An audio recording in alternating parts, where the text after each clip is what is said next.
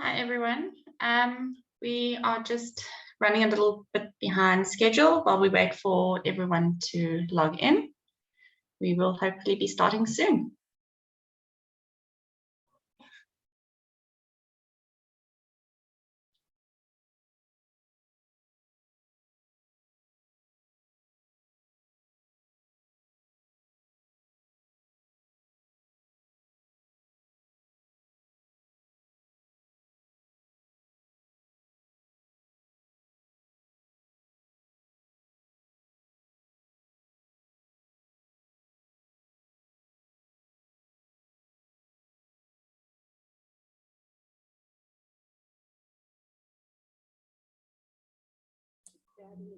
The principal did intervene and ordered the alleged assailants to go.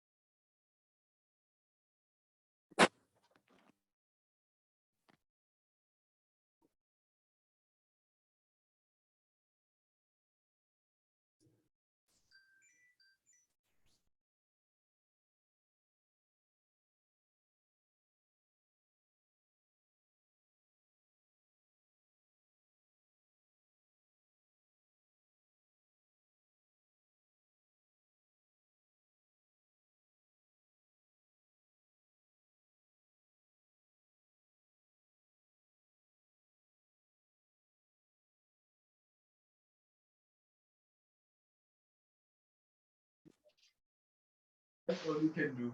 Keep searching. As you leave your work.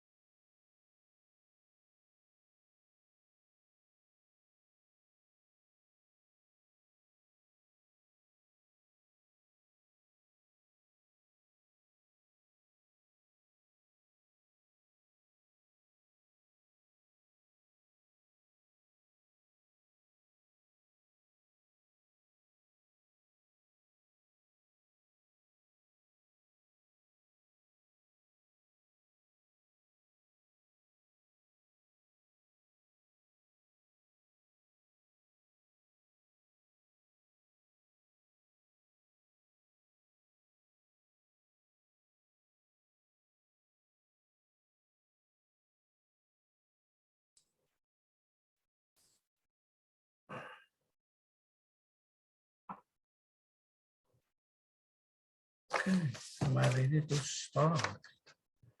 Good morning and welcome to another seminar in the series of the School of Language, Media and Communication. It's a very Foucauldian moment, I think, this morning, because not only is the theme of our seminar series language, knowledge and power, but also the topic today, who's watching who? So it's like a panopticon situation. And I'm looking forward to that. We've decided this seminar would take place in conjunction with World Press Freedom Day. And the topic this year of UNESCO's World Press Freedom Day is Journalism under Digital Siege. And then, of course, how surveillance and digitally mediated attacks endanger journalism and yeah. Okay, we've got 4 eminent speakers. I don't know if I should introduce them again. You've read the biographies. I just want to indicate that Catherine Kimberly will be the moderator. So she will tell us who's going to speak next, what, etc. And then also at the end when we do the questions. Now, when opening these seminars, I always feel like a priest or a domini or somebody. So I thought I'll just start with 2 readings and then I'll stop there and then I'll allow the seminar to continue. My first reading is from George Orwell, who says, Rule 1, speak your mind at your own peril. Rule 2, never risk commissioning a story that goes against the narrative. Rule 3, never believe an editor or publisher who urges you to go against the grain. Eventually, the publisher will cave to the mob, the editor will get fired or reassigned, and you'll be hung out to dry. So that was since then the Old Testament reading or the old reading. And now the New Testament reading is taken from Elon Musk, who says, by free speech, I simply mean that which matches the law. I'm against censorship that goes far beyond the law. If people want less free speech, they will ask government to pass laws to that effect. Therefore, going beyond the law is contrary to the will of the people. These are my 2 readings, and I think they're both appropriate, because I think we are sometimes in a mixture of 1984/Animal Farm. But anyway, so I now hand over to Catherine, who is our moderator, and she will introduce the speakers and the program for the rest of the day. Thank you and welcome to all of you. It's a large group. I hope some more will join us because I think it's going to be a very interesting and live discussion. Thank you. Good morning, everyone, and welcome. Thank you for joining what I'm sure is going to be a very interesting discussion. I am Catherine Kimberley. I am the news editor of the Herald and Weekend Post. I am a proud NMU alumna as well. I cut my teeth at a community newspaper where I went on to become the news editor. And sadly, the Olgosa no longer exists. However, it was a great learning experience. After scratching the itch abroad, I went to the Daily Dispatch, where I was the sub-editor for a while. But not long after, I grabbed the first opportunity to get back into reporting. And that's where I found my true love, being courts and the law. Little did I know at the time that I would spend the next 10 years in that field of journalism. I then returned to the Herald. And while I've won numerous awards, my highlight has always been breaking stories and the thrill that comes with it. One of those was the rape allegations that were leveled against the COSATU boss, Zwelinzima Vavi. I'll never forget flying up to Johannesburg quite late during the day to meet the lady that had accused him, only to wait at the airport for 8 hours and to be stood up. At the end of the day, the story came together. And another highlight was, of course, the Christopher Panayoti murder trial that I covered and all the interviews that came with it on television, etc.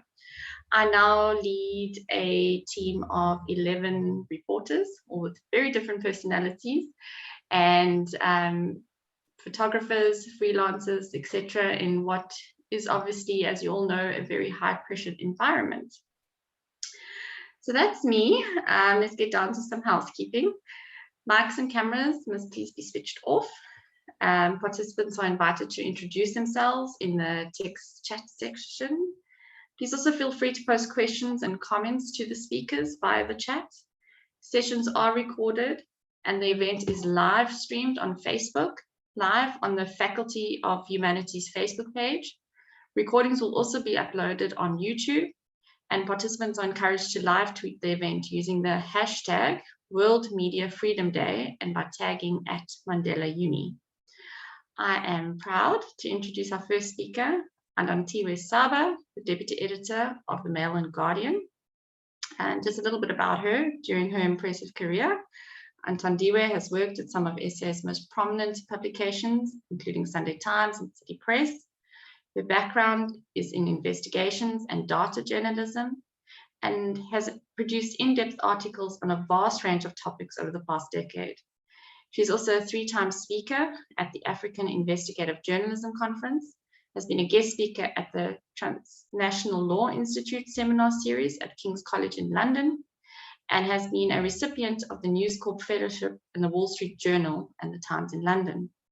Athandiwe will be speaking on journalism under surveillance, something that has once again come under the necessary spotlight with World Press Freedom Day. Surveillance, as we know, can expose information gathered by journalists, including from whistleblowers, and violates the principle of source protection, universally considered a prerequisite for freedom of the media. I now hand over to Athandiwe. Thank you so much, Catherine. My bio is just funny for me. Hello to everyone who has joined us today. We have a lot of people on the call today, which is really amazing.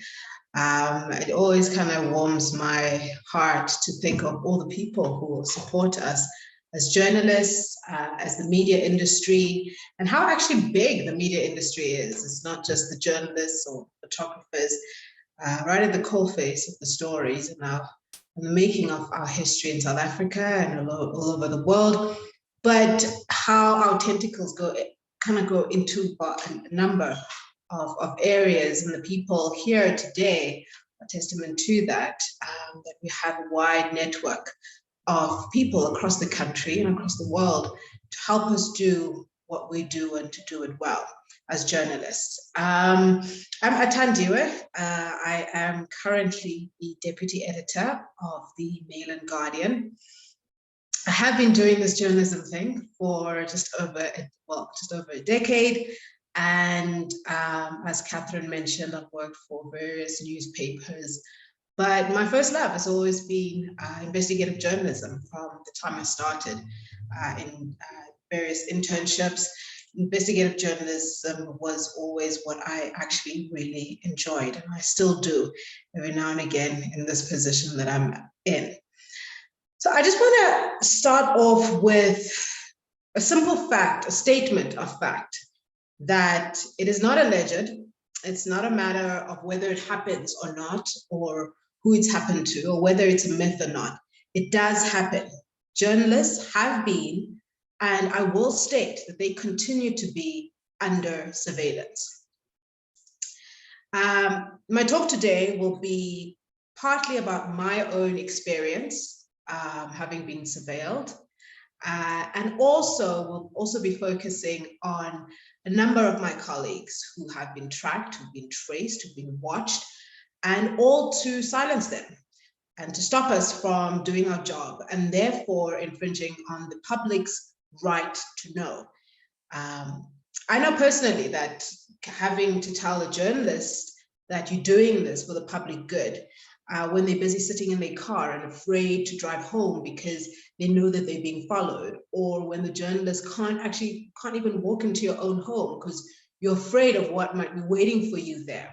And I'm saying this from actual experience and having spoken to various journalists and knowing that kind of fear. And for journalists now, it has just become normal, especially for investigative journalists. It's become normal for them to just know the various ways of being able to communicate with your sources and to protect them. Because especially in this kind of day and age, when we're doing so much on tech, whether it's on laptops or phones, talking to various sources, using the different mediums of communication, there's bound to be so much more kind of surveillance. So the focus of the UNESCO Media Freedom Day this year is journalism under surveillance. I'll be focusing on the press side, and various other speakers will be focusing on different elements of being surveilled. I'll discuss the context and the consequences of various forms of surveillance on journalists. As I said at the beginning, I will focus on my own personal experience, and I think I'm going to start off with just speaking about just a few of my colleagues in the media industry, some of their experiences. Samson, veteran investigative journalist, cut his teeth, worked here at the Mail and Guardian as well, has broken some of the biggest stories that have shaped our country. He learned that the state intelligence agents had actually bugged him. They were listening into his conversations, whether with his confidential sources, his loved ones. For months, government agents listened to all of these conversations. And having been, being an investigative journalist, Samso at Amapungane, he did a bit of digging as well. And he found that a surveillance judge had signed a warrant to intercept his communication and had signed it off to the intelligence agents.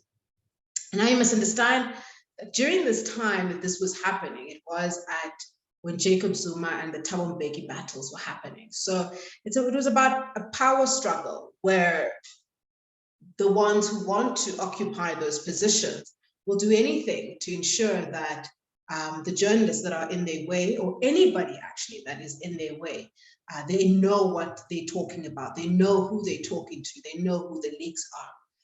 Samsol told Privacy International that I guess when I read this, it sounds so jokingly, that they, as Amapungana, were being problematic to the powers that be. He says that they were being a headache for those powers. And it was useful for the powers to know who Samsol and his team were talking to and about what. And for journalists, that is hugely problematic. It puts our sources at risk and puts confidential communication at risk. Tom Nkosi started a newspaper in Mpumalanga. And of course, I think we've all heard about the ridiculous stories that have been happening in that particular province. In January 2015, at a press conference, it's been reported that the then Premier, David Mabuza, and now our president, and our deputy president, and I'll come back to the issue of him being a premier at that time and saying what I'm about to tell you that he said, and then him ascending to the deputy presidency a couple of years later. So David Mabuza announced actually at a press briefing that he was monitoring and he was being briefed. State security was monitoring the movement of journalists and some of his enemies. And he was being briefed specifically about Tom Nkosi. He said this in public just to show the level of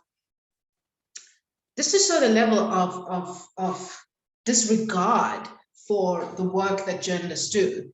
Intimidating journalists, that is what that came out to be. Tom Nkosi at that moment, and I think this is something that he could actually prove at least, because the premier at that time was saying it amongst other people, but he was being intimidated at that time. He was being intimidated by the premier for whole province, who then became the deputy minister, the deputy president of our country.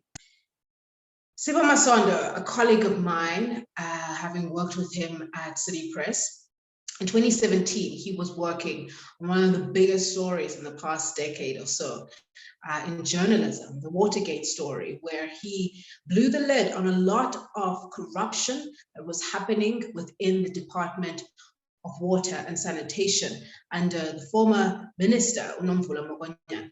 During the same year, Siva Masondo received various anonymous SMSs that he should stop doing the work that he is doing and that he was being followed. He got a call from one of his sources within crime intelligence, warned him that he was being listened to. And I'm going to get into, there's the work aspect of being told that you shouldn't be doing this, you shouldn't be covering this story, there's people following you. And then there's also the emotional aspect of getting such messages and people telling you, the people who are watching you, and something could happen to you at any point in time. And then of course, there was also Peter Bruce and Rob Rose. And this particular story has stuck with me because of how incredulous it was that a MTN former employee, Primrose Club, was paid 3,750 Rand for her to sell the phone records of Peter Bruce and Rob Rose to a private investigator named Nico Smith. So this woman within there gets paid this amount. Of course, by this time, she was, MTN did press charges against her, but she sold the phone records of these two brilliant investigative journalists because a Gupta friend had started a website and they needed as much information as they can about these two, Peter Bruce and Rob Rose. And all of the information that was put on that website was false allegations. But because they needed to track and find out who the two journalists were speaking to, and to use that to attempt to silence them, and to use that to intimidate them, and hopefully the two journalists would stop writing about what was happening within the Gupta Empire and its connections to the president of that time, Jacob Zuma. The two journalists did not. But this is just one of the ways people my colleagues have been surveilled. And then I'm going to come to myself, my story. In 2016, I was working on an investigation about the Railway Safety Regulator, RSR. I was writing about the CEO of that time, Nkululeko Boya. Nkululeko Boya, there were allegations against him, nepotism within the safety regulator, him using particular funds of the safety regulator for ANC political work, and was tracking down some t-shirts that had been made for ANC rallies in the Free State, I think. It was in the Free State. It was so long ago. It feels so long ago, 6 years ago. And I was tracking down all of this information around about 2016. And at that time, I did not know this. But about a year or two later, I got a dossier from another journalist who was taking a look into the safety regulator as well. In that dossier contained all my phone records, who I was speaking to, where I was going, who I was possibly meeting up with, all of that information. It was so jarring at that moment. It felt like a very cold slap, and when your stomach just drops, that actually somebody has been monitoring you.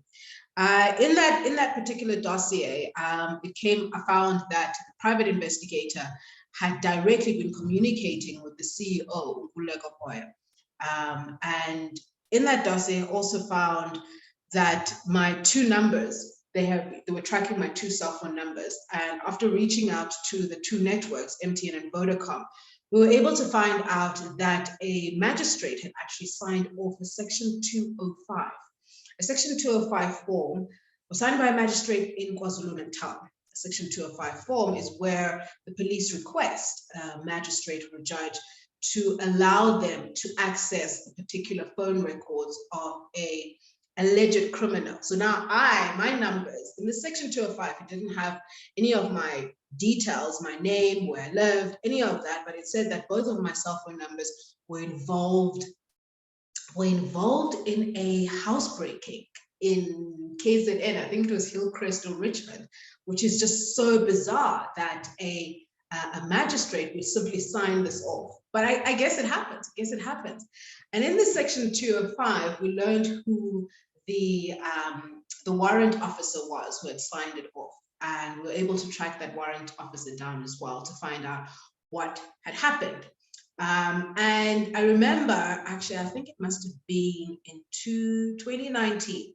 In 2019, where I was called in by SAPS in KZN in Hillcrest to come and testify against the warrant officer who had requested the judge to sign off on the Section 205. This was it just felt like such a really crazy time, but I felt that I needed to be there. And I met the gentleman who had actually signed off, who had requested the magistrate to sign off. And at that moment, sitting outside thinking about this, I realized that how important the work that we do and how we have to continue doing it. This particular warrant officer, his story was that he was given the command by his captain, and that's for him to sign or take the Section 205 to the magistrate. And it turns out that the captain that he was talking about had passed away. So there was no way to corroborate this particular story, and therefore all the charges were dropped against this particular warrant officer. This was, at that time for me, it just felt like the system wasn't working. And I'll get to that part of what we all have to start doing and start being aware of to ensure the system works. Going back to the person who actually started this whole process, the then railway safety regulator CEO, Nkululeko Boya. After it came out that there was all of the surveillance of myself, and actually it was surveillance of other board members, he was charged with about 14 different charges. He denied any of this kind of surveillance.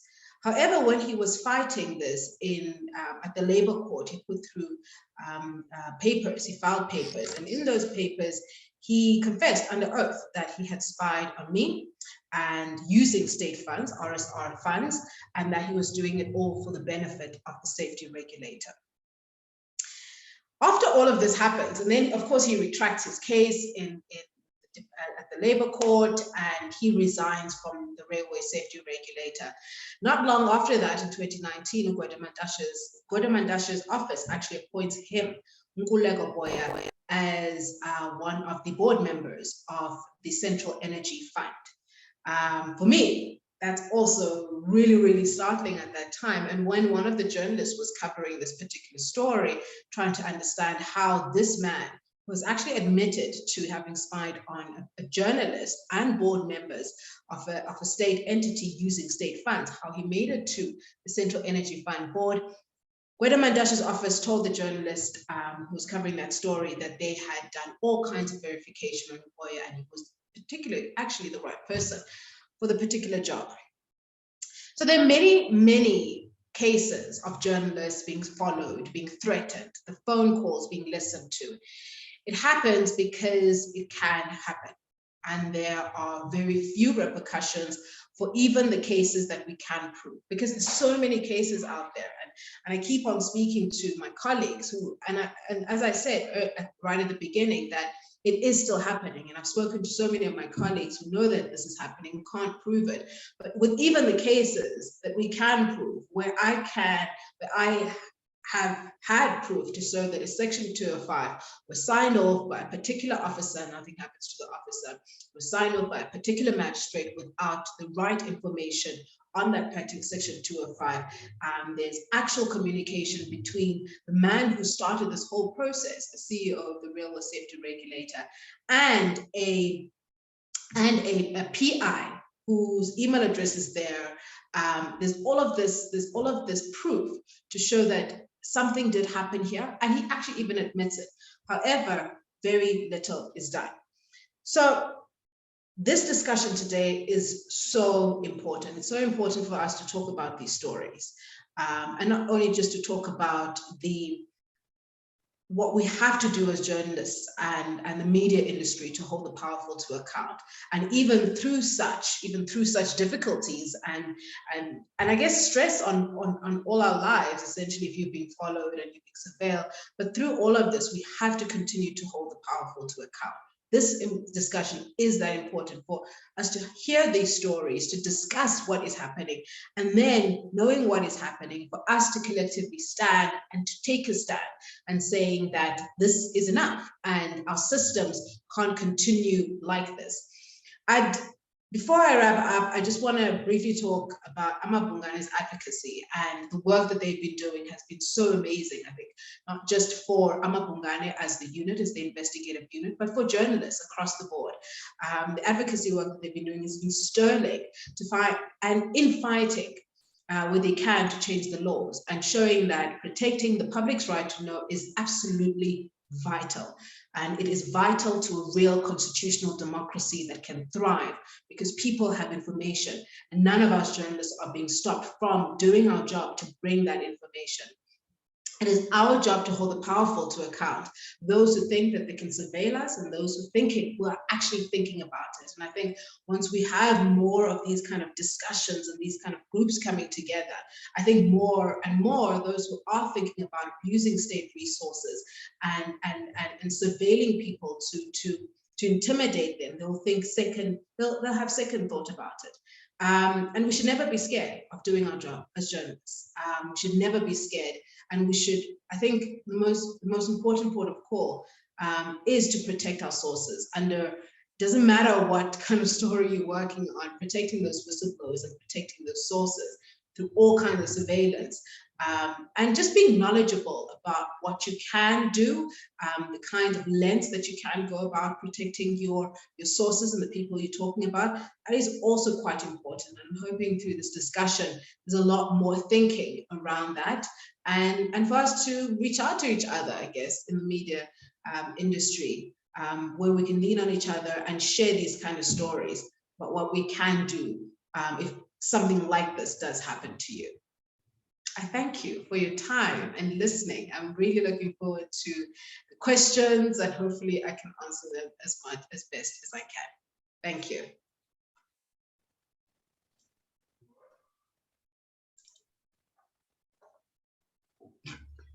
Right, thank you, Andy. We, on the lighter side, I guess when you're described as problematic or a headache, you know you're doing something right. And of course, what makes a great journalist is, as you've described, is not standing down to these unwarranted threats and protecting your source at the same time. So really great to hear all these stories. Next is Wits University Ruth First Fellow, Murray Hunter.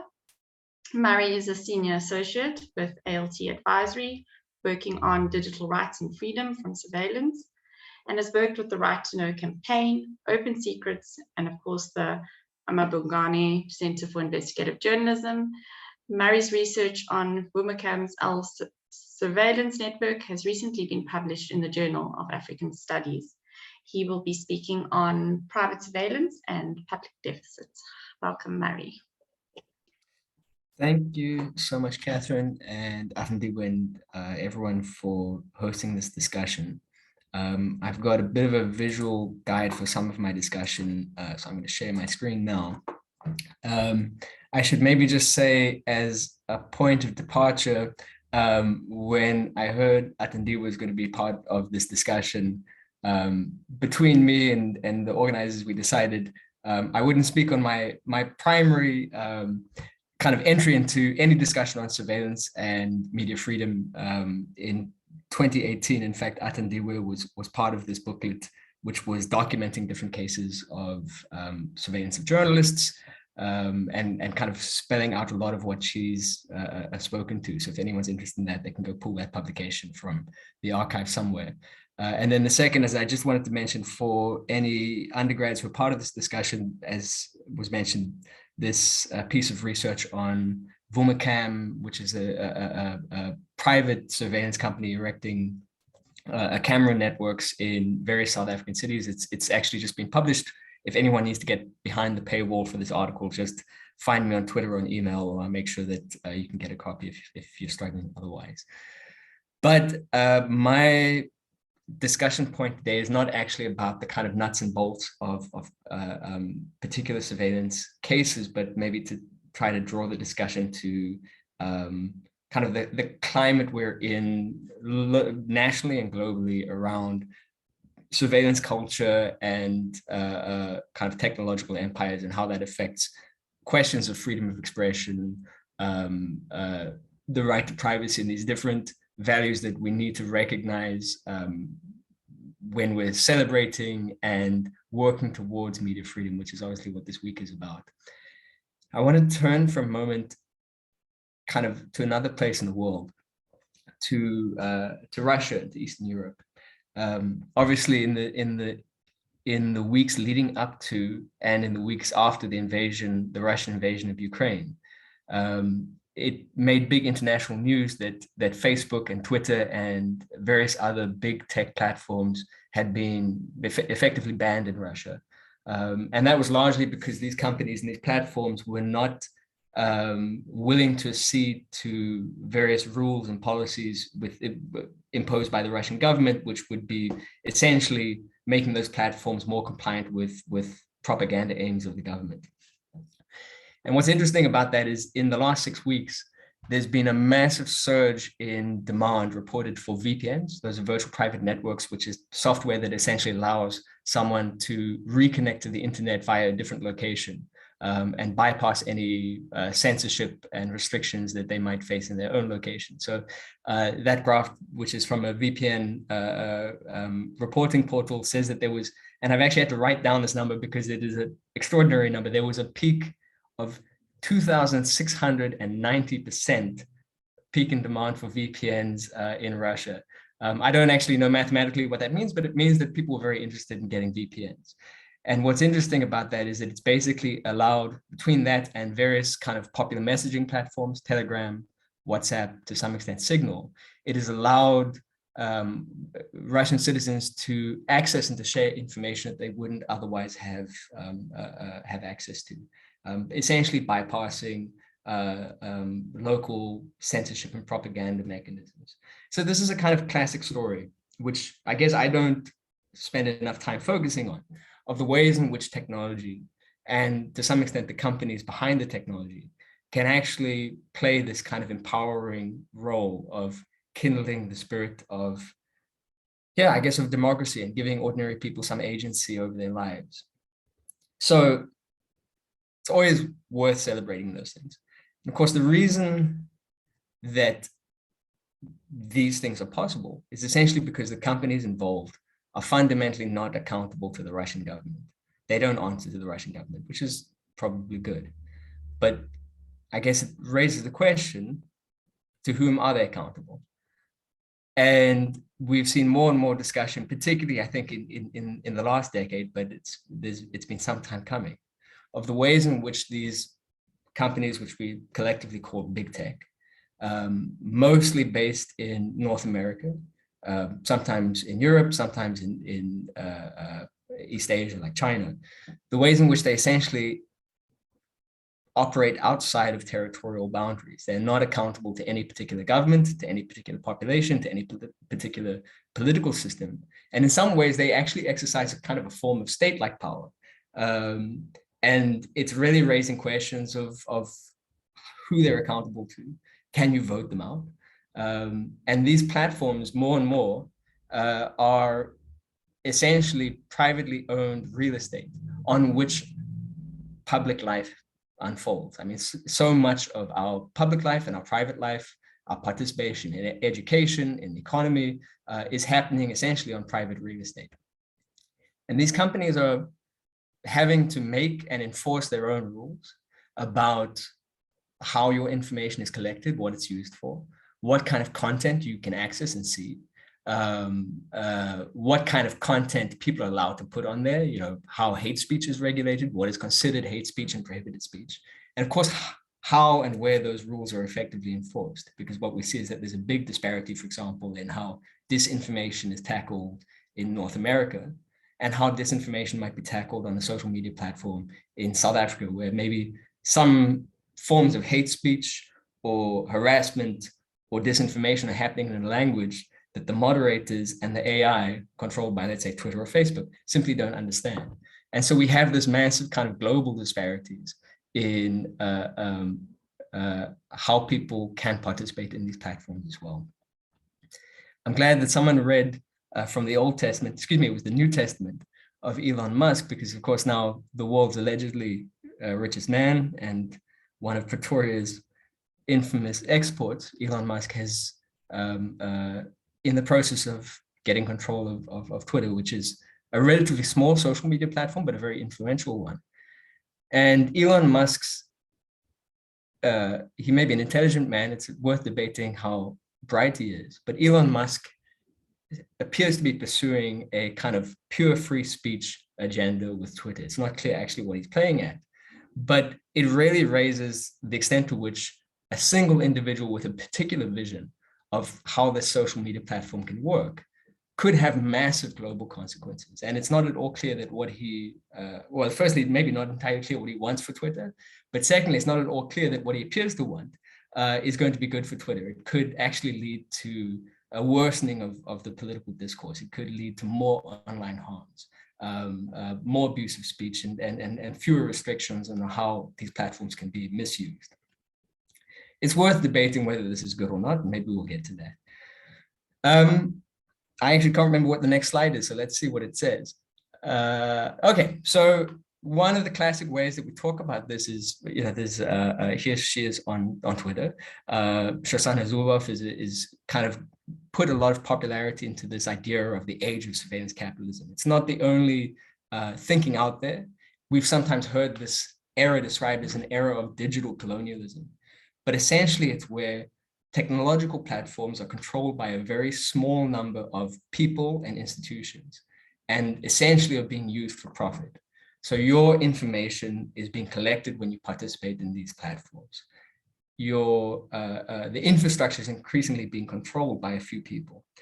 And these companies and these technologies are really able to use unparalleled power, not just to collect and use your data, but to some extent often to predict your behavior, and also to shape your behavior. So an example would be, I think many people have had this experience of wondering whether your phone is listening to you because you've just been talking about, let's say, a particular brand of, you know, like some product. And then suddenly it comes up as a suggested ad in your Instagram feed or whatever to say, hey, it sounds like you like KFC. Would you like to find some KFC near you? And a lot of people worry that their mic is listening to their conversations and then serving them up ads. That may be, I mean, there's often, there's sometimes nothing that I wouldn't put past what these companies would do if they could do it. But it's also very possible that in fact, your mic is not listening to you. That in fact, all the other information about you that it already has is so powerful that it can infer that in fact, you might like some KFC. And it uses that it's able to do that using data about you that seems relatively non-sensitive. Who you're connected to, who your friends are, what kind of posts you look at longer than, which ones you kind of skip. So you can decide whether that is reassuring or frightening. But I think it's also important to remember that these platforms, as much as they're creating profiles about you that seem really powerful and really accurate, it's also really important to remember that they're also inaccurate. I think that's the most scary thing about surveillance, is not what it knows about you, but what it thinks it knows about you that is actually wrong, because you are a fundamentally different entity to the profile about you that is being created by a credit provider, by Facebook, by an advertiser, by a government. They think they know you very well because of the data they have, and often that data is simply just doesn't tell the full story. So it's important to remember that, I think. I want to talk quickly about one additional story, which is kind of what has been happening to the company now called Meta, we'll call it Facebook, in South Africa in the last 2 years. Because obviously between Facebook and WhatsApp, Meta and its companies are pretty much the biggest platform, biggest set of platforms in South Africa and across the world. But people remember in 2021, early 2021, there was this big backlash of a proposed set of privacy updates to WhatsApp's privacy policy. And this led to, a lot of news stories, a lot of crazy messages from your uncle to the family WhatsApp group saying we're all moving to this other platform because Mark Zuckerberg is going to put a chip in your head or whatever. And a few interesting things happened. And the one is that the actual privacy policy updates that were in question were pretty non-controversial. They actually reflect something, they actually were kind of like an update, or, it was a policy update, but it reflected the practice that WhatsApp and Facebook were already following. So there was nothing about the privacy policy itself and the updates that were that controversial. But what it did is it served as a way for people to kind of realize the extent to which all these different platforms that you thought of as being separate were increasingly converging. And they were sort of a reminder of the extent to which the platforms involved basically thought of you not as a consumer, as a customer, but as a subject. They can change the rules as they want because it's their platform. What was also very interesting is that the backlash was pretty significant globally as well as locally. Now, WhatsApp ended up over the there was a dip in downloads, and suddenly we saw a massive spike in downloads for Telegram and for Signal and for other messaging apps. But at the end of the day, most people probably stuck with WhatsApp, and that was okay.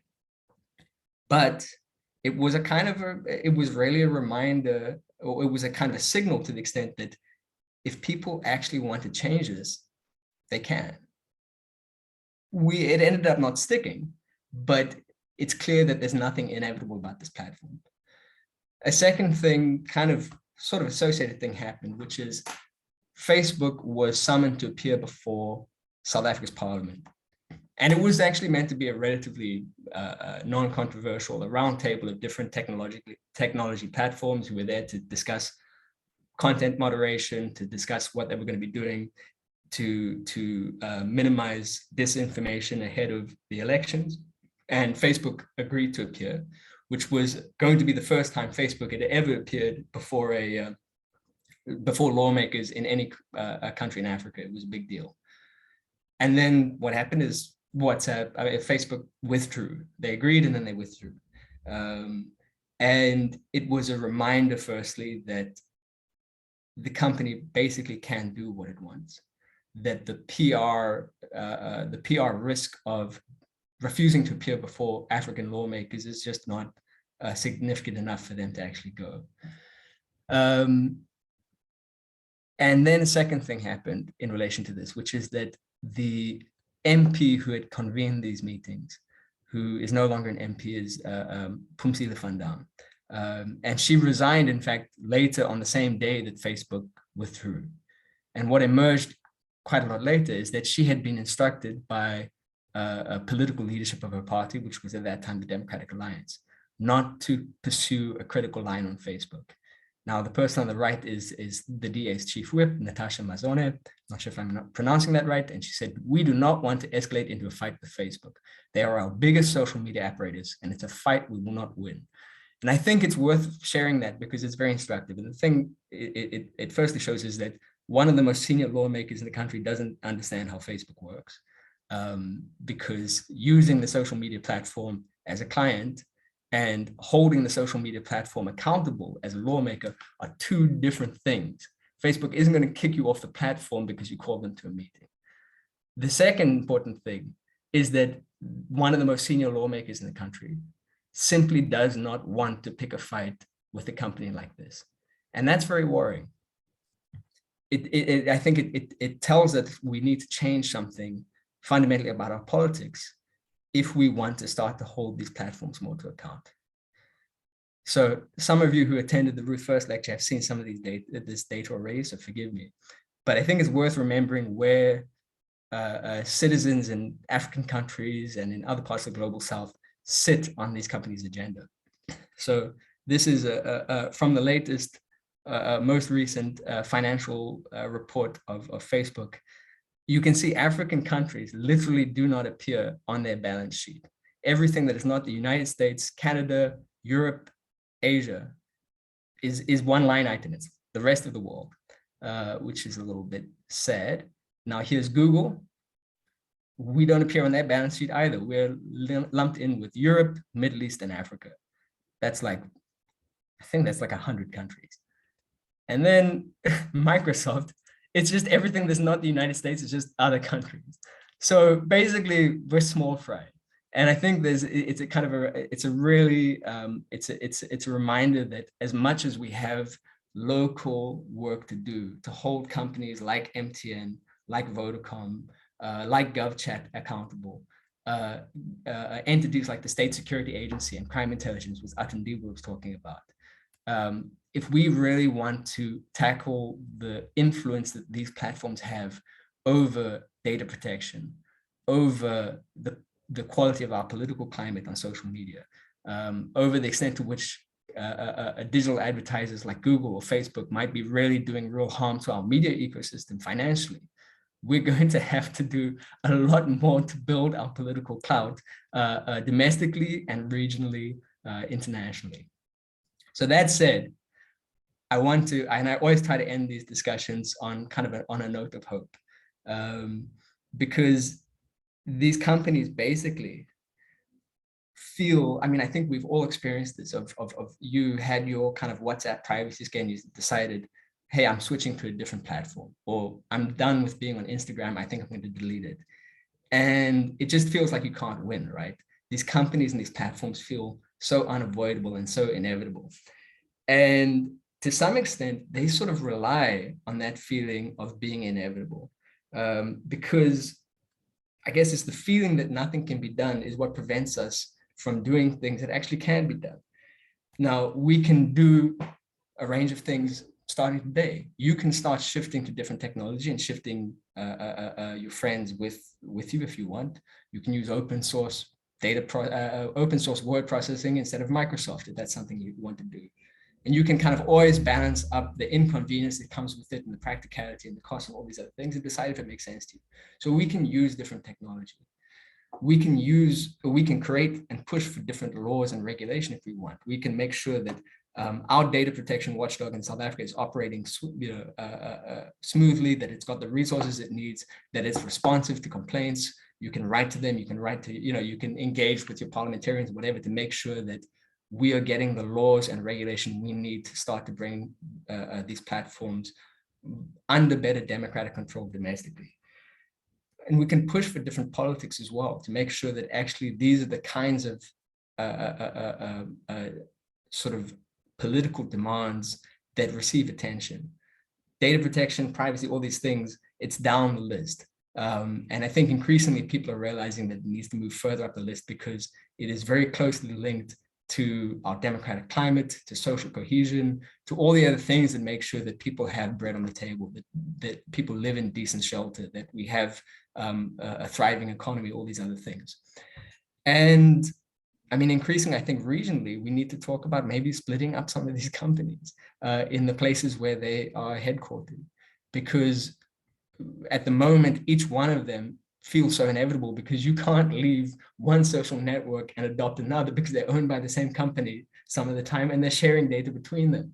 And so maybe splitting these into different entities and making each of the kind of, I guess, cutting up the elephant into a few different pieces so that we can start eating it one bite at a time and hope to be done by dinner. These are the things we can do. So I think I'm going to leave it here. I would love to talk in more detail because it's quite high level. But it is very important for us to realize that there are significant challenges. There are complicated challenges. They're challenges that, in fact, we've never addressed before, but they can be addressed. And it's discussions like this that really are the starting point. So with that said, Catherine, back to you, and thank you very much, folks. All right, thank you, Murray.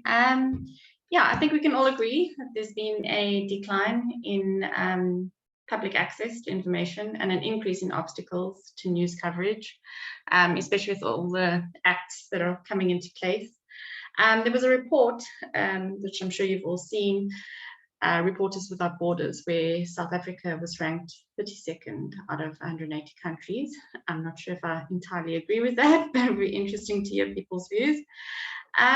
Yeah, South Africa media, it's become fragile, and obviously worryingly in 2020 there was a great deal of intimidation, especially against female journalists on social media. I, for one, experienced it, and I'm sure many people on this platform have as well. And with that said, we have our last but definitely not least, Dr. Leah Junk, a postdoctoral research fellow at the Institute for Humanities in Africa, based at the University of Cape Town. She has previously worked in journalism, as well as at the Health, Economics and HIV/AIDS Research Division of the University of KZN. And among her research interests are the usage of artificial intelligence in healthcare, digital applications and intimacy, immigration, as well as gender and minority rights. Leah is an engaged member of the digital humanities community and passionate about cross-disciplinary work. Welcome, Leah. Yes, good morning. Thank you so much for the introduction, and thanks for having me. I'm very happy to be here. Also, thanks to the previous speakers. That was very interesting.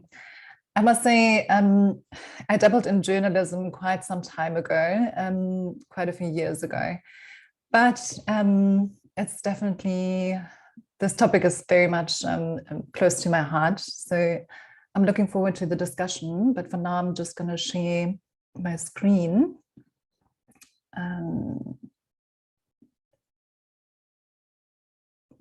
Right. You can, I think, yes, here we go. Right, so I'm coming at this topic from a little bit of a different angle, being a social anthropologist, interested in technology. And so I'm going to be talking about surveillance and the role of WhatsApp in Suburban Neighborhood Watch, a Suburban Neighborhood Watch group in Cape Town. So the question of who's watching who is really a very important one, because living in a time in which digital technologies are accessible to so many people, this is not always very clear. And I would argue that journalists play a more important role than ever in providing reliable information and reports in a context in which what is true and who can claim truth is very much in question. But practices of watching and reporting do extend beyond the profession of journalism. So as do the consequent questions of surveillance and privacy and human dignity. So digital technology users often unwittingly write stories and do reporting with very real consequences for others. And that makes it important to look at everyday use of these technologies and at the digital platforms themselves as well, as ecosystems, and how engagements via these platforms shape social dynamics more broadly. So, right, as I said, my focus today is not on the role of big tech surveillance. It's rather on everyday digital technologies that we already spoke about, namely, in this case, the largest media messaging tool, WhatsApp, that was also mentioned. So yeah, being so integrated into the daily practices of many of us. And yeah, so I'm specifically looking at the role of WhatsApp in the context of neighborhood watch surveillance. So I myself have a variety of WhatsApp groups on my phone, as may you. And I think there's someone's mic on. Yeah, so, you know, work groups, private conversations. I have a hiking group that I never ended up joining, but it's there just in case on my phone. So, and as I was doing long-term in-depth research on the surveillance practices of a neighborhood watch group in the suburb of Cape Town, I also had this WhatsApp group on my phone that kept me very much engaged. And I often work up to messages describing the suspect. And now, as a disclaimer, yeah, this neighborhood watch group that I'm talking about does not exist in this form anymore. There's a new one in the same neighborhood, but it's been made clear to me that they actively try and counter some of the practices that I will describe. And even when I was doing research, there were always ongoing discussions in the neighborhood watch about how the neighborhood watch would and should operate. And but I believe the points that I'm making are still really relevant and worth talking about, and also not just limited to the context, really. So the suburb that I'm looking at, some of you might guess it, is called Observatory, and it was also my home at the time, and it's considered to be a very bohemian and liberal place. Liberal also because it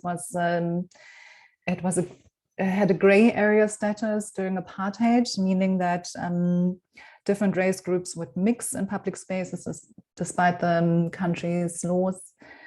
And overall, it's a relatively affluent area, a very lively space with a lot of bars and restaurants and local and international students. You have tourists and workers moving in and out. And yeah, overall, a lot of movement. As you may have also guessed, I'm originally from Germany and have been living in Cape Town for about 11 years now. And yeah, so quite some time ago, I lived up this road and have been moving around quite a lot since, but this is an observatory. So yes, and having been exposed to crimes in Cape Town and feeling like suspicion was very much becoming part of my body and the ways in which I move and see things and holding myself, which I really disliked, made me want to look at the fear of crime in my research. So I was interested in how crime anxieties manifest and you know, who's considered suspicious and how is it suspect identified, how is that suspect communicated about. So I spent a year researching this, looking at the local Neighborhood Watch group, as I said.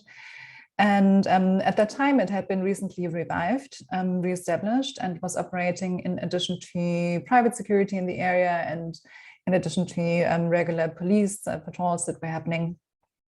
And yeah, so I was attending Neighborhood Watch group meetings. I was joining patrols and listening to stories, interviewing key people such as yeah, people of the private security company that were working there, the manager of them, and occasionally I went with the police on their drives. And so I could observe how fear became part of everyday practice. As it turned out, WhatsApp played quite a big role in that regard. So you can see here that the neighborhood was divided into different sectors, with there being, there were WhatsApp groups for each sector, and then one main WhatsApp group, so with different content moderators deciding what's appropriate to share.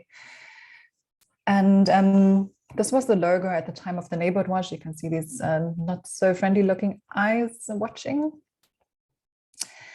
And yes, so my plan was to use patrols as a way to engage with the Neighborhood Watch group.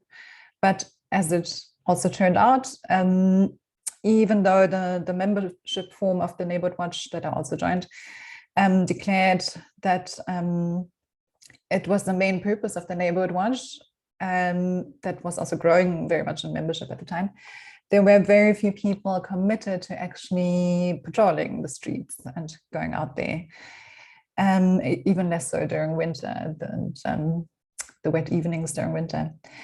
So I did join those people who did go out and had many interesting conversations with them. But what was also becoming clear was that much of the patrolling was happening from people's homes, and something one of my participants referred to as couch patrolling.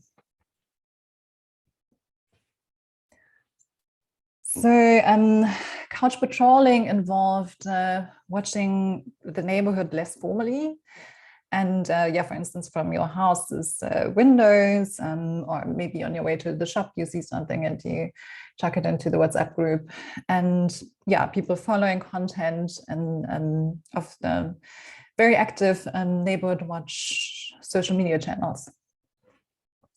So even though there was a lot of activity also in the community and in observatory to support people in need, and Neighborhood Watch practices were always very actively and critically discussed in meetings, the group itself would spread suspicion in certain directions.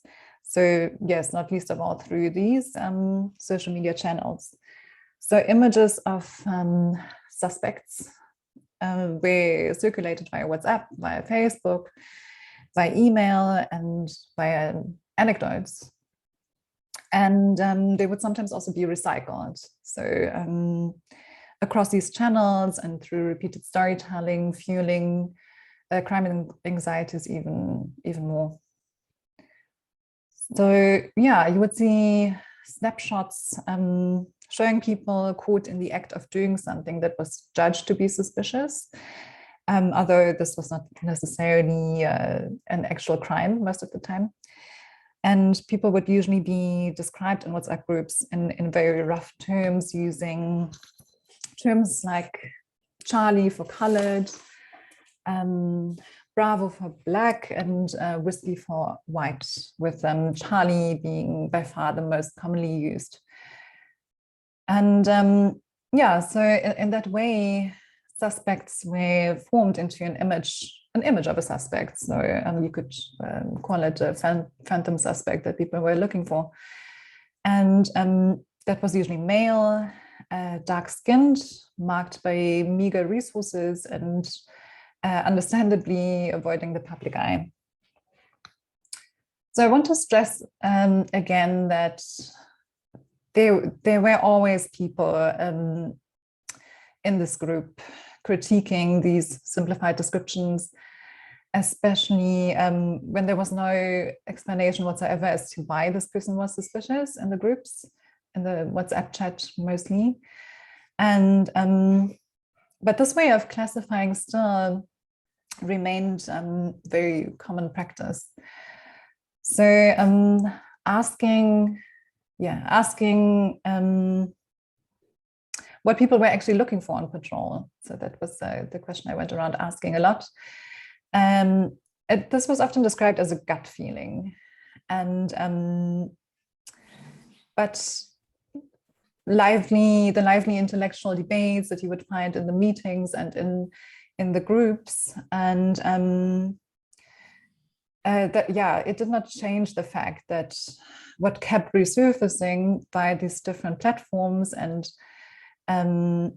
these descriptions of suspects were very much becoming concrete, and people were actually arrested and confronted as a result of neighborhood watch, neighborhood patrol is describing them as suspect.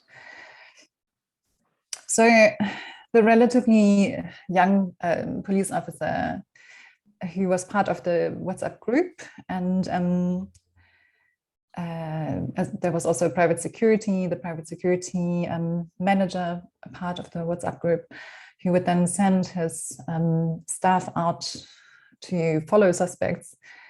And this young police officer was known to respond quickly to situations and would post images of himself on Facebook, arresting people with the suspects covering their faces with an emoji or a lollipop and posing next to them.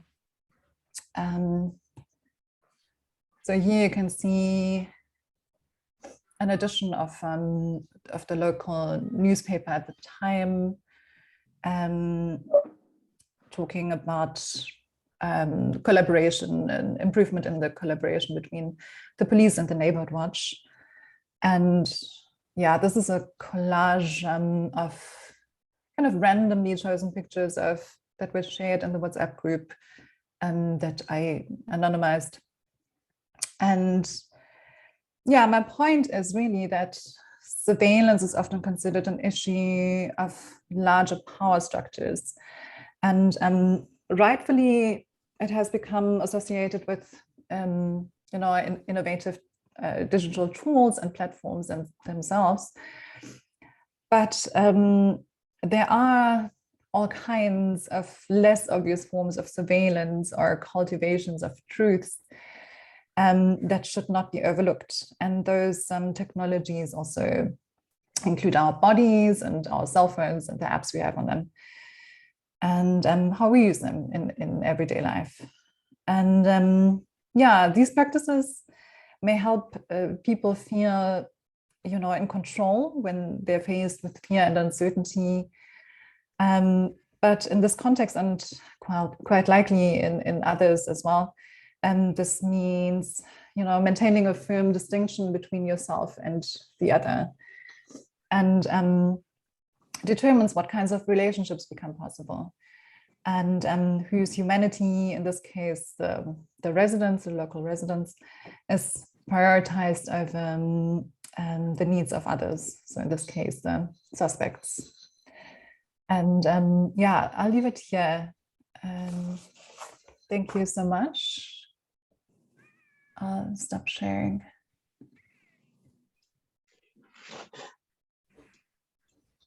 All right, thank you, Leah, and all our speakers. We're going to open the floor to some questions. Anybody would like to ask a question, you can just put your hand up.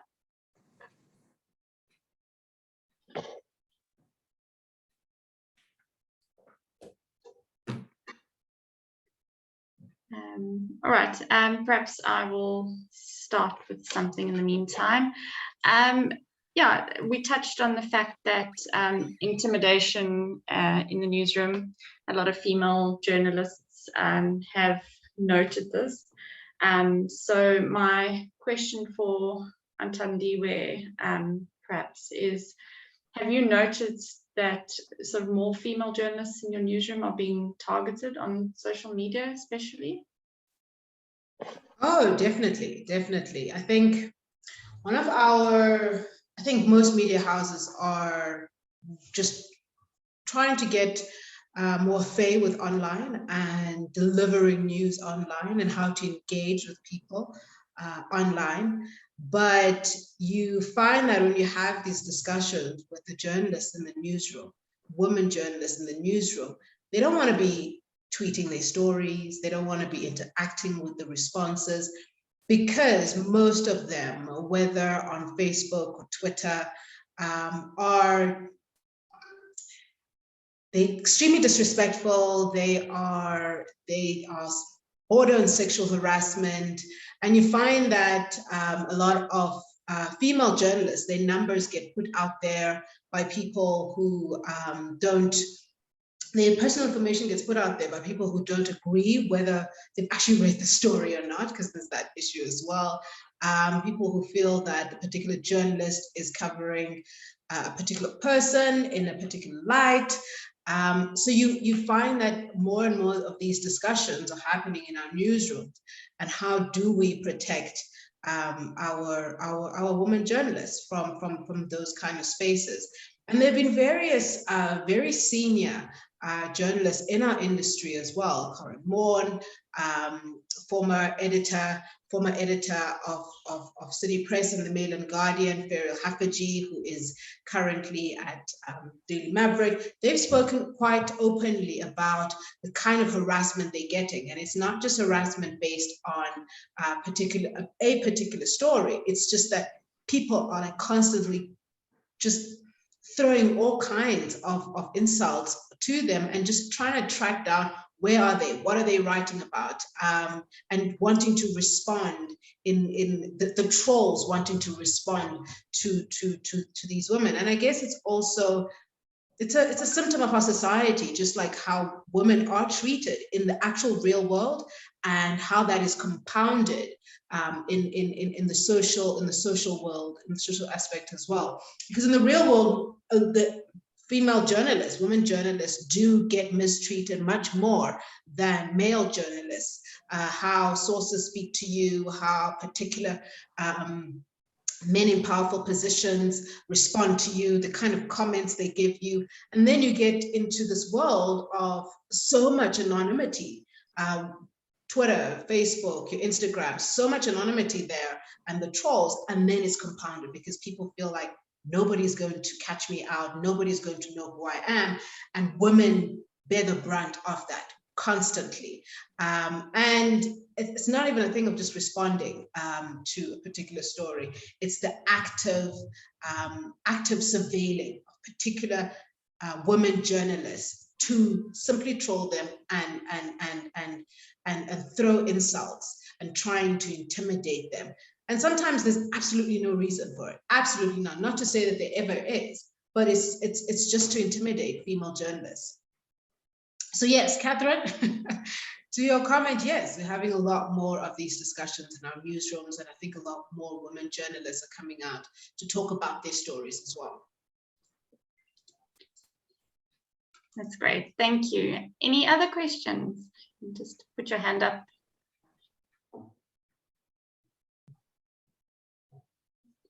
I'm sorry, I can't see where I raised my hand. It's Jude Mathurin here from Nelson Mandela University. I don't know where I should show my face because that would make it more personable.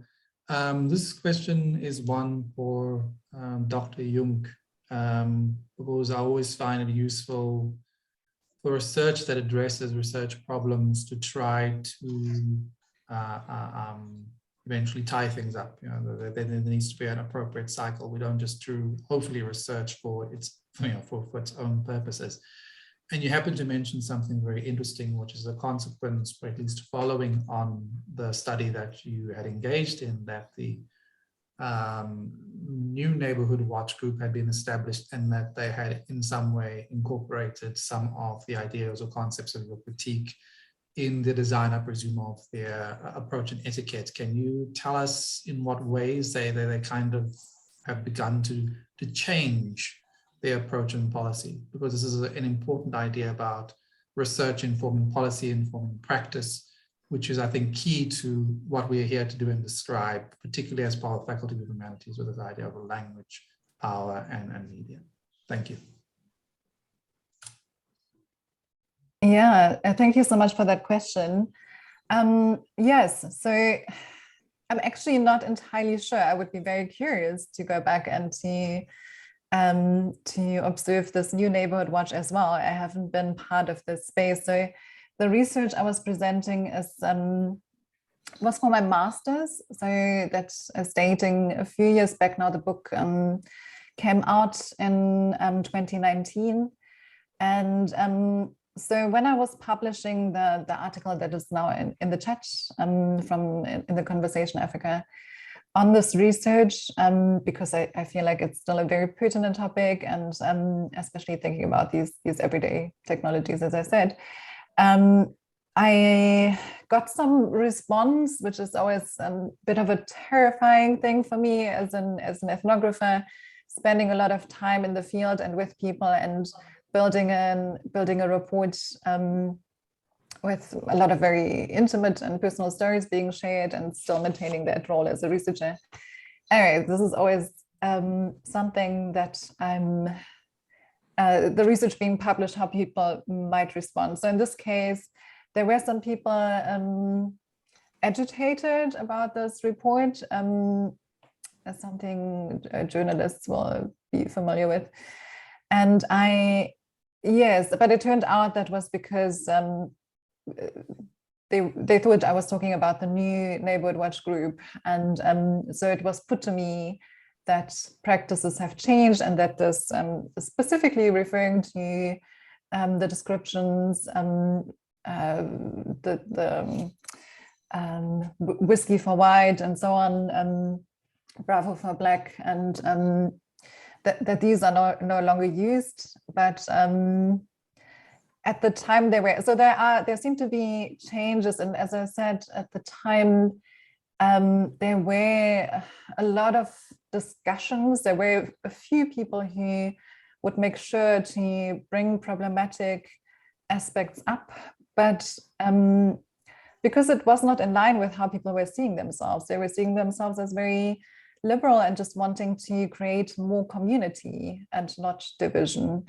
So this was not what they were practicing, was not in line with how they were seeing themselves, and they were trying to sort of find a way to negotiate these two things, which was not easy. And I'm sure in the new Neighborhood Watch, that's also a challenge. So I would be quite curious to learn more about it, but I'm not sure if I'll have that opportunity.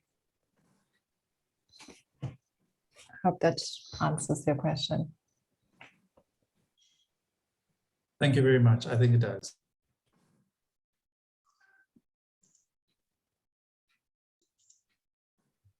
All right, anyone else?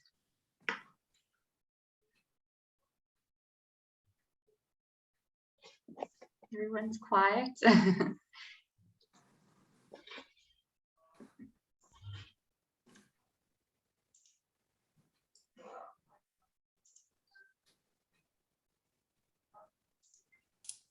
see there are a couple of people connecting here, so I'm just giving them a chance if they are wanting to ask something.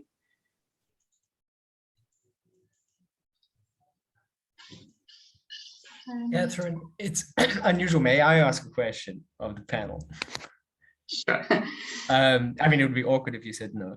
I actually want to put another question to Athandiwe, which is kind of responding to her call for us to take specifically seriously the threats and attacks on journalists. Let's just frame it for now on surveillance of journalists in South Africa. This is a horrible question, but like, if we could change one thing, like if we could take one step, a material step to change this, what would it be for you? Like, wave your magic wand, what is it going to be? Murray, that's a very difficult question. Because I think with some of the examples that I've given, you know, it's so vast in terms of how journalists are surveilled, and it could be through your actual just phone records, Telkom, MTN, Vodacom. There's that issue. There's the issue of magistrates signing off on these Section 205s. There's the web by Amabungane in terms of how state security can get access to listening in on your phone. So it's so vast, like the different ways that you can be monitored. And then you have the things of people following you. And we have various stories of journalists who were followed home, and that's why I was making some of those examples, just being afraid to get home, to be transported home, to drive home, and some journalists, you know, having to get security detail to just go inside your house. So it's so vast, but bringing it back, I think for me, it just goes back to accountability. And I think my magic wand would be around holding those who have been implicated in where there is proof. And that's where a lot of the difficulty comes in. Where there is proof, something has to be done. I think my magic wand would be around a body that specifically pushes for repercussions and real results when I, as journalist X, can say, this is what has happened, this is the proof of it.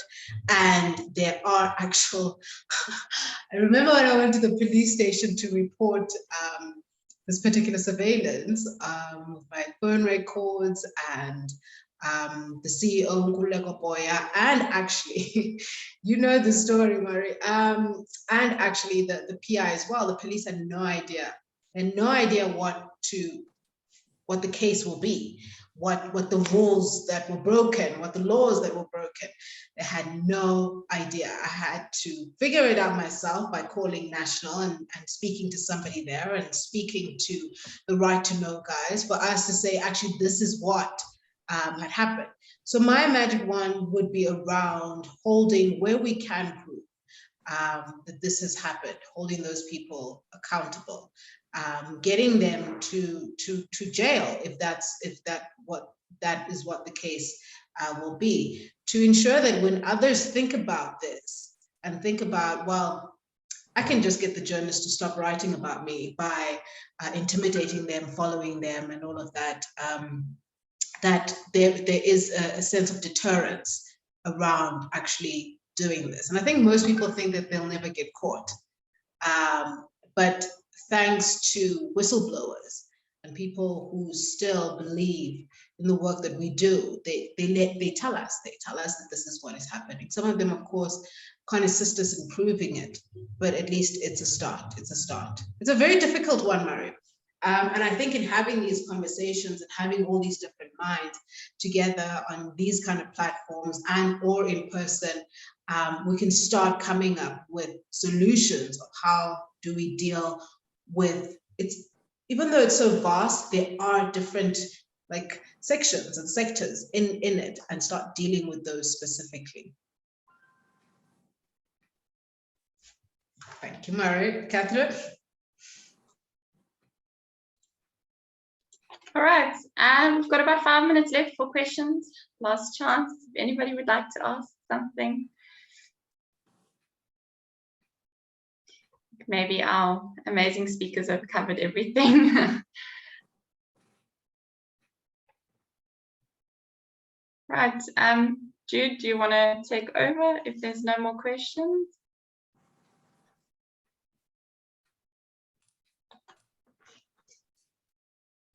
Hi folks, hi again. Maybe I should just ask all the speakers to put on their cameras because they've been wonderful. And also thank you very much for your time and attention, everybody who showed up for this very important webinar. I want to summarize a few things or issues, so excuse me if you see my eyes bobbing up and down, because there are just a few ideas that I jotted down while I was listening to people speak. So the focus of the UNESCO Media Freedom Day taking place in Uruguay is media under digital siege. This whole topic of media under surveillance and the harassment of journalists is merely a single component of the idea of media under digital siege. The other aspects, for example, relates to issues, for example, around media and its problems with sustainability, media and media consumption, media and the challenges of the large platforms to which their stories and media are disseminated.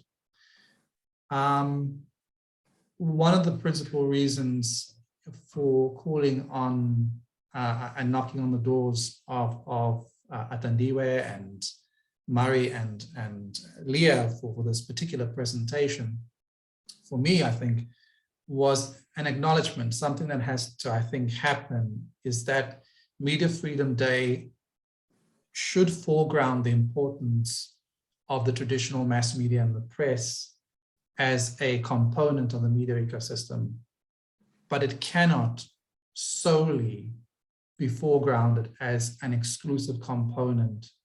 For example, we've seen a lot of the conversations that take place in and around the state, because our media space has changed. And so what you'll see from Athandiwe, she represents the perspective of the traditional mass-based media. You've got Murray that represented the views and perspectives of what happens with the powerful platforms and commercial ownership of media and data. And then you have Dr. Jung talking about media and media surveillance in and through personal life. And all of these things intersect. When we surveil, when we look, when we watch, when we hear, we use media. The major form of social media surveillance actually for the 20th century was the mass-based media, was the dominant form of social surveillance and consequent knowledge reproduction and ideological reproduction in the 21st century. So the 20th century. The media was meant to hold the powerful to account to the public as a collective. That is the idea behind media and democracy. However, we seem to note, and it's an issue that comes up, and Athandiwe brings it to the fore again and again. It's the idea of public accountability, the accountability of the large platforms, the accountability of the individual users who are couch surfers, the accountability of the politicians that are engaged in misinformation and disinformation campaigns that are poisoning the font of human discourse, public discourse for their own ends. So I think it's important in celebrating Media Freedom Day to acknowledge that the media aren't just the press, and a focus on press freedom should consider fundamentals of media freedom, which is a right of all, not exclusively just of the press. As can be seen from today's webinar, these issues intersect and have influences on our fundamental freedoms. Our fundamental freedoms, therefore, are fundamental human rights. As humanities, we need to be researching these areas, the right to privacy and the impact of platforms on it, the right to freedom of association, freedom of movement, the right to information, freedom of media, and freedom of expression. All of these are fundamental human rights that have cropped up in these conversations. The digital transformation of our communication and information networks, which are at the center of our personal, business, and community life, is being used by certain groups to certain ends. It's being used to watch the watchers and cower them into silence, or to learn what they know in order to circumvent accountability or to spin counter narratives. Ultimately, that is also being used to erode trust in the media itself. And when people don't trust the media, we find that social trust in itself begins to erode. It's being monetized. It's being monetized using platforms and infrastructure like fiber and AI cameras to target the bodies and free movement of people, particularly Black people in the leafy suburbs and former white neighborhoods. It's been used in the past in political communication campaigns, such as the Gupta-funded WMC campaign coordinated through Bell Pottinger, and Trump's Facebook campaign, which misappropriated data through Cambridge Analytica. So it similarly also intersects with issues of power. South Africa, as is usual from a legal perspective, is trying to keep in line with best practice through new legislation that affects privacy from surveillance and data surveillance. So we have laws such as the Protection of Personal Information Act that has been passed, which needs to be similar in terms of when people learn about the media, they learn about these things. When people learn about the media, they should be learning about the Regulation of Interception of Communication and Provision of Communication-Related Information Act. I hate that long wicked term, but it is. But you know, we should also note that, for example, RICA provisions, and I think Atendiwe alluded to this, the bulk interception aspect of the RICA provisions was struck down by the Constitutional Court after a long-fought battle by Samso and Amabungane. So once again, we have issues of regulation, we have issues around accountability, we have issues around organs of civil society having to stand up and protect their rights. That only happens when there's research and information to do it. We need to be able to use these tools responsibly. We need to be able to use these tools well so that female journalists can go onto social media without fear of being attacked, so that people don't fear being surveilled and watched by their own neighbors, so that we're able to use the research from the humanities to solve the kinds of problems that occur in our everyday social existence and in our mediated social existence. So we need to share these best practices to close that cycle, particularly when we engage in our research. Just remember, we can hear and see and communicate what we hear and see, and we do, but when we do, we fundamentally change the nature of what is being seen and heard most times. I'd like to thank Professor Kraus for initiating this discussion. He contacted me in February, and we struggled through numerous iterations trying to get this all done and all together. We were hoping for a hybrid event, but sadly that's not to be. I look forward to this becoming an annual event, particularly for the School of Language, Media and Communications. I'd like to thank the members of the media department that entered into conversations around this event, particularly Cindy Preller and Richard Ferndale and Dr. Vermaak and others for their advice. And finally, I'd like to thank the speakers and our facilitator from the Herald, Catherine Kimberley, for their time and attention.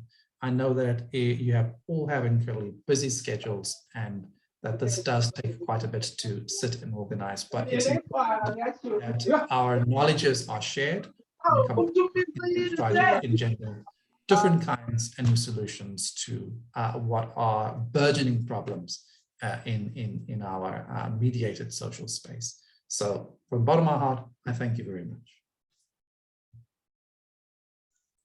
Thank you, everyone. Take care. I think that concludes our event. This event has been on Facebook Live, and the recording will be made available on the Faculty of Humanities YouTube page. And you can also find some of the links and conversations in the chat.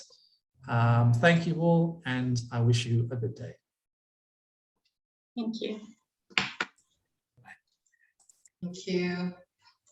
Thank you. Bye. Thanks so much.